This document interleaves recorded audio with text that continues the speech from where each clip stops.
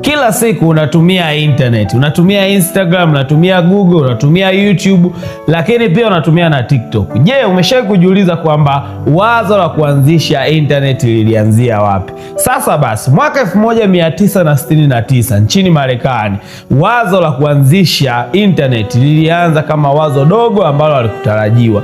Mwanzo kabisa ulianza mfumo ambao ulikuwa unaitwa ARPANET. Mfumo huu uliundwa kwa ajili ya kuunganisha kompyuta ziwe zina uwezo wa kuwasiliana, na lengo kubwa lilikuwa ni kwamba waweze kuunganisha watafiti mbalimbali ili kuwe kuna share of information, kompyuta ziwe zina uwezo wa kushare data. Lakini kwenye hilo wazo la kuunganisha hizo taasisi mbalimbali zinazofanya utafiti Marekani, mwaka 1989 Tim Lee aliweza kupata wazo la kuanzisha kitu ambacho kiitwe World Wide Web.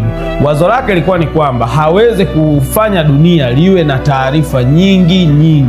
Kutokea kwenye wazo dogo hilo, internet iliendelea kudevelop taratibu, baadaye mpaka tunakuja kuona internet ambayo tunaitumia sasa hivi. Kutoka kuwa wazo la kuunganisha kompyuta tu ya utafiti, limekuja kuwa wazo kubwa ambalo linakurahisishia wewe mtumiaji wa internet, ndani ya sekunde chache tu una uwezo wa kupata taarifa nyingi, data nyingi ambazo zinaihusu dunia under a short period of time. Hivyo kwenye maisha, unaweza kuanzisha wazo fulani likawa linatatua changamoto fulani ndogo tu, lakini mwisho wa siku hilo wazo lako likaja kuwa wazo kubwa duniani na likatatua changamoto nyingi zaidi. Mswahili, kwa tips kama hizi, make sure una follow ukurasa wa Swahili Family App, uendelee kujifunza na uendelee kuwa updated kila siku. Kutoka Uswahilini mpaka duniani, Swahili Family to the world.